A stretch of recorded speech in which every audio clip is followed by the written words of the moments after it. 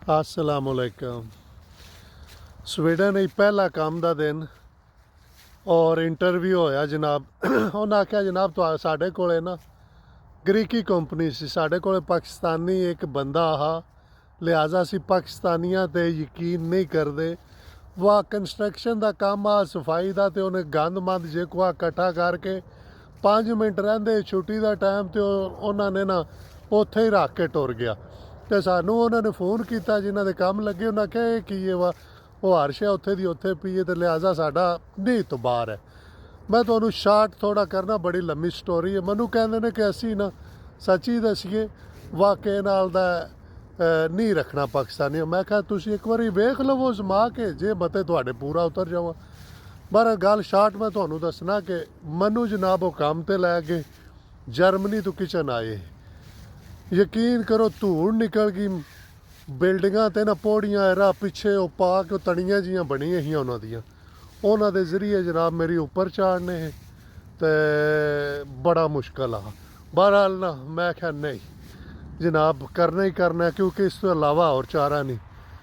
तुसी यकीन करोगे वो बंदा जिहड़ा पाकिस्तानियों नू पसंद नहीं करता सी, पसंद इस वजह तो यार मैं भी आवां एक बंदे नू काम ते लावां, वो अगू जनाब मेरी उत्थे ही छड्ड के टुर जे, भावें वो जिथे दा भी होवे, दिल नहीं करता पा इस बंदे नू अगू रखी। और मैं वो ही बंदा जनाब उन्होंने आख्या आके ना कल कपड़े भी लै जी अपने, क्योंकि इत्थे काम तो तुहानू एक वर्दी देंदे ने स्पैशल कंपनी की तरफों, तुहाडे जे कोई भी ਉਹਦੇ ਉੱਤੇ कंपनी का नाम लिखे आंदा। मैनू कहते हैं जनाब वर्दी लै जी अपनी आके, और बाकी तू जड़ा सानू पक्का है। और मज़े की गल दसा, जो छुट्टी हुई कसमे होटल तो मालिक ने रोटी भी मैनू खवा ली।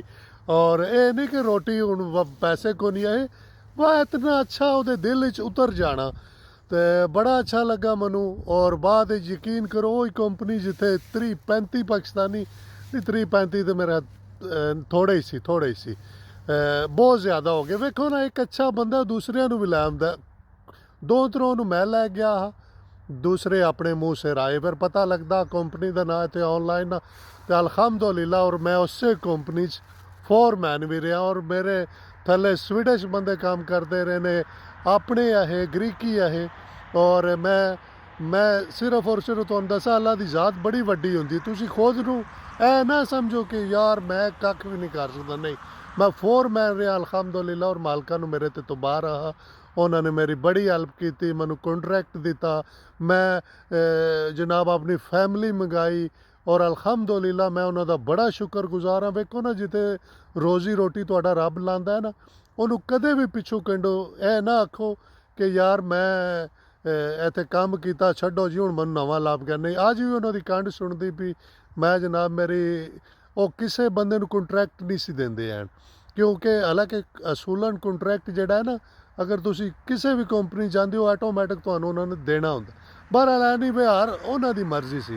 पर अल्हम्दुलिल्लाह उत्थे वो भी पाकिस्तानी आए ने जिन्होंने 15 दिन होए सी, और एडे एडे मोटे अखां चो अथरू उधरों एमीग्रेशन चो आ गए जनाब पेपर, तो की बने दा के नहीं बने दा, तो मैं नाल जाके जनाब मेरी हेल्प करके उन्हां दी अल्हम्दुलिल्लाह अज उन्होंने 20 बच्चे, अज तो 5-5 साल पहलां दियां गल्लां ने, तो बड़ी खुशी होंदी है। और दिन तुहाडे गुजरते ने, यादां होंदियां ने। हो की दसां तुहानू, बड़ा मुश्किल काम भी कीते ने इत्थे आके।